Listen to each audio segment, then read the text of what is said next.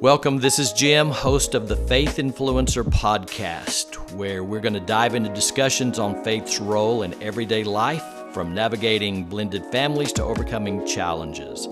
I'm a husband, a father, a Bible teacher, an advocate for applying faith to everyday life. So tune in as I share personal stories, valuable insights, and practical wisdom. Welcome to Faith Influencer. This is Jim Cunningham, looking forward to what we're going to talk about today. Sometimes when I'm speaking at an event, after the event, people come and ask me questions that we didn't cover. One of the questions that was asked of me recently, I wanted to deal with in this podcast. So let's have fun with this. Here's what we're going to deal with today. The question is, how long should we wait to blend our family, to remarry? Is there a particular amount of time that's better? Should we wait a long time? Is it okay to move on? What are all the things we should think about before we remarry and blend our family? And that's what we're going to talk about. Some of these things we've covered in previous podcasts. You can go find them in more extended versions at Faith Influencer. Go to our YouTube channel. But here we're going to hit some of these things and we're going to do them rapidly to cover the subject, how long we should wait. So I think this will be interesting for you, and I know I'm excited about it. So let's get started. The first thing I want to mention, how long should you wait, is going to be the very first thing that I talked about in the YouTube podcast a few months ago, and it is, have you dealt with past issues? So don't even think about blending your family. Don't even think about remarrying until you've made sure that you've dealt with past issues. Again, we have a whole podcast on this one subject, but let me just say briefly here that past issues become perhaps the number one thing that causes confusion and strife when you blend your family, because you're still carrying what I called then baggage. So that's an easy one. Make sure you've dealt with that. If you were talking to me personally, I'd ask you this question. I would say, have you talked with anyone else? Have you gone through Christian counseling? Have you dealt with those issues? Have you unpacked that baggage? So if you've not done that, it's too soon to remarry. It's too soon to blend your family. So that's an easy one. Let's move on. Here's one that's a little tricky. Are you still keeping secrets from your new relationship? Now, I find this one almost humorous because in years of counseling, I've discovered there are some secrets that new relationships have kept from one another that have been extremely big issues. But for some reason, one of the two decided you didn't need to know about it. So let's talk about that for a second. Are there still things in your new relationship with your spouse-to-be and you're wanting to blend that family and remarry? Are there still things you haven't told them? That's the question. Gets a little personal, but that's the question. I want to give you some examples. And by the way, a lot of times people, they don't tell the whole truth here. They keep a few things from their new spouse. The problem is what I call pop-ups. They're going to pop up sometime. You may be into a marriage 2 years, 4 years, 5 years, and those secrets that you kept from your new spouse are going to pop up. And when they pop up, they're either going to end that relationship, and if not, they're going to create a lot of mistrust. So keeping secrets never works in a new relationship. Let me give you a few real-life examples. Now, again, we're talking about being honest. We're talking about transparency. If you're not going to be honest, you better have a really good memory, because if you're going to lie about some things, they're going to come back and you're going to have to remember what you said originally. That's the problem. Here's one. I had someone who came and they, in their previous relationship, had an affair that broke up their marriage. A few years later, they find a new person and they're remarrying. Here's the question, because I've been asked this several times. Does the new spouse-to-be have a right to know that you had an affair? Or is it none of their business? Now, let me divide this up. I'm not talking about things you did in high school. You need to share all of that. I don't believe that. I'm not talking about that. But issues that you had previously in your previous marriage that contributed to the downfall of that marriage, like having an affair, they have the right to know. They have the right to know that that was an issue for you. The question they ought to be asking you then is, have you dealt with that? Have you repented of that? Do you see that that was wrong? Have you gone to counseling for that? But do they have the right to know? Yes, keeping secrets never, ever works. That's one of the things in my own relationship with my wife, 15 years in now, that we did from the very beginning.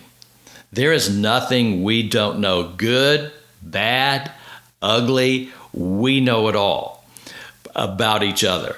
And so, but it was important that transparency be laid out, because we didn't want any of that stuff to creep in later and harm our wonderful blended family. So transparency and honesty. That's the next question to answer. Is it too soon for me to remarry? Here's the next one. Is it too soon for us to blend our family? Well, answer this question. Are you still in legal battles with your ex? I see that one. Saw that recently. Had a particular lady who thankfully has this wonderful man that she's wanting to remarry, and I know him and I think he's a wonderful guy too. And my advice to them was, put the brakes on. Not yet, because she was still going through custody battles with her ex. So why should that cause you to wait? Because one, there's a lot of tension and anger in that situation between you and your ex-spouse still going to court. You don't want that at the beginning of your new marriage. So wait until you do that. Two, when you're going to remarry, you want all of that off your plate so you can fully give yourself to your new spouse. And if you're going back and forth in court trying to deal with that, and the kids are going through all of that, it's too soon to remarry. Let's go to the next one. It's too soon for you to remarry when you are rushing in on the foundation of what I call emotions or feelings. Sometimes it's an emotional thing. Sometimes you're ready to feel again, and so you want to jump in. I want to give you several examples. Let me give you some statistics. Is it too soon? Here's the question. How soon is too soon to remarry? Recent studies were done that help us a little bit. Studies have shown, I'm going to give you a couple. One, if you wait at least 1 year, which I'm going to tell you should wait longer than that, but if you wait at least 1 year, studies show that you're 20% less likely to get divorced if you wait 1 year. But the study went on to say that if you wait 5 years, you're 50% less likely to get a divorce. So you see the trend? The trend is the longer you wait, the better chance you have at being successful in your blended family and in remarriage. Why is that? Well, it's pretty obvious. It's because you've dealt with those issues, you've healed, you've worked on some things, you've grown personally. All of that contributes to a good marriage. But now let me ask something or throw something out that was asked of me recently. Maybe in all the years that I've done this, this was the first time someone came and asked it this way. So I'm just going to share it with you. Someone came and said, I'm going to have a blended family, but it's a little different. I didn't go through a divorce. I went through the death of a spouse. My spouse passed away. And I want to know, how long should I wait after the death of a spouse? Let me give you an example. As a matter of fact, here's the trend on this. Strangely enough, People who lose a spouse often marry way too fast. Way too fast. Especially, and I don't mean for this to sound cruel, I'm just being real with you, especially if your spouse that passed went through a prolonged period of illness. Now, I'm going to give you an example in my family. My uncle. My uncle's a great man. He had an amazing relationship with my aunt. And they were married for many years and loved them. They were the life of the party. And then she got cancer. And she went through maybe a year of cancer. It was devastating. And they loved each other so much. Toward the end of that year, thankfully they had a friend, a female friend, who offered them all kinds of support. She stepped in. She helped with my aunt. She would stay there at the house and be the one to take care of her when he had to go to work, all of this. Then she passed away. Do you think it was a surprise to our family to learn that 3 months later, he had married that friend? 3 months later, he remarried? That was a shock. It was a shock to everyone. Why did he do that? And I'm telling you, that happened so often. I understand that he went through an extended period of time of being alone, of not having feelings, not being romantic, not holding hands, not going on dates, not having intimacy. He went through an extended period of time without that. And he wanted that. He wanted it within marriage, but he wanted that. So he quickly remarried. How did that work out? Well, it didn't work out because what they discovered was that the foundation of their relationship was built around strange circumstances, and they never really got to know each other outside of those circumstances. And so it didn't work out. They married way too soon. I think there's a principle here, and I want you to get. I've shared this before, but I want you to catch it again. Do you remember that in the Bible, the children of Israel were enslaved to Egypt for hundreds of years? God brought Moses, set them free, and he had in front of them the promised land. But do you remember he didn't take them straight to the promised land? The promised land was everything they wanted. Their relationship with the promised land was going to be amazing, but they couldn't go straight from being enslaved to Egypt to the promised land. They first had to go through the desert. The desert had a purpose. And the purpose of the desert was to get rid of this enslavish ideas that were created after hundreds of years. They had to get rid of this mentality of enslavement before they could fully appreciate the promised land. That's the principle. Sometimes you've got to get rid of this mentality or these issues before you can really enter in and experience what let's call the promised land. You with me? All right, let's move on. Here's the next thing. Is it too soon to remarry? Here's my question about this. What have you done in way of helping hurting children? How about your children? What have you done to help them? Are they hurting? You say, what do you mean? So we've spent a lot of time talking about baggage. And baggage has to do with the husband or the wife, past issues. We haven't at all talked about baggage that children have. Children have baggage too. It's that same little description, but on a smaller version, where here this child has this baggage related to the breakup of their parents. And they have this little pull bag behind them, and it's got these hurts and these difficulties and this anger and this confusion and all of that packed into this bag. And this little bag also carries things like, was it my fault? Did I do something? Could I have helped them? Or this little bag that they're pulling behind them also has in it the idea, can I get them back together? If I would be good, would they come back together? All of these things that they should not be carrying around, but they're packed in this little bag, and everywhere they go, they're pulling it behind them. And it's such a struggle. And parents often do not realize that their children need to deal with their own baggage, because if they don't, then they're going to enter an adulthood and they already have a bag packed full of past issues. So what do? Well, you do the same thing you do in adult relationships with your baggage.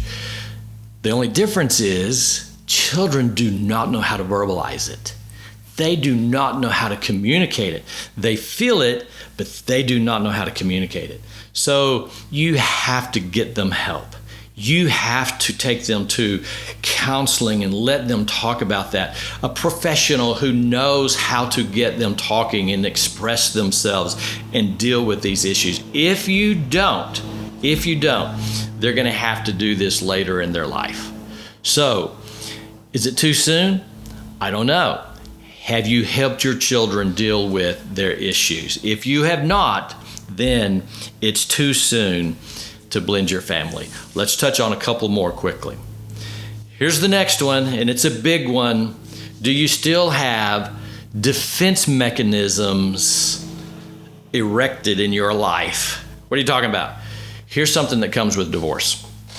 When people go through a divorce, whether you were at fault or whether someone hurt you, people put up walls. I'm calling them defense mechanisms, and there's one in particular I'm thinking about. People put up walls, they put up guardrails, they put themselves inside of a bubble. Why? Because they don't want to be hurt again. And even if you were the one who feel like that you were at fault, and I felt that to some extent in my own previous marriage that I was at fault, I still don't want to experience that hurt again. I didn't want to go through that again. So we put up this, what I'm calling a defense mechanism. And here's the one that's going to hurt your next marriage. A lack of vulnerability. Now, what am I talking about? A lack of vulnerability means that because you do not want to be hurt again or experience those emotions again or go through that again, you're going to put up, to some extent, a wall, and you're not going to allow that person inside there. That's difficult on a marriage, because on a marriage flourishes when you have the ability to give yourself totally to someone. You can't do that if you can't be vulnerable with them. Sometimes you feel like no one's ever going to hurt me again, so there are some things I'm never going to give over again. There's some things I'm never going to share again. There's to some extent, I'm never letting anyone get that close again. If you're still feeling that, it's too soon to get married. One last thing. Have you forgiven yourself? Is it too soon for you to get married? Is it ready for you to blend your family? I don't know. Answer this. Have you gone through forgiving yourself? I think the most difficult part is forgiving yourself. You have to forgive others too. And by the way, sometimes people don't want to forgive others because they think that they're releasing them from what they did and hurting them. Let me say this. Forgiveness does not release nor erase the wrong that someone else has committed. It just keeps you from being hostage to it. That's what forgiveness does. So you have to forgive them, but you also have to forgive yourself. There's this great passage in the Bible. It says that if we confess our sins, God's faithful and righteous to forgive us and to cleanse us. But he says if we confess our sins, so I want to ask you this. Let's just be real honest. That word confess means to admit. It literally means to say the same thing as. What that is saying is, have you admitted what you've done? Have you confessed that? Confess it to God.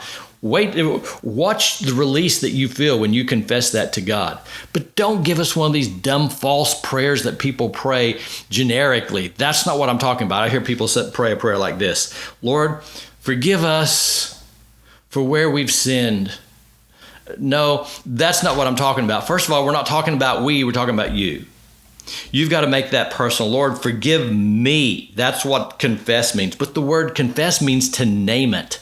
So if you want to experience this personal release and forgive yourself, then this confession means, Lord, forgive me for my envy.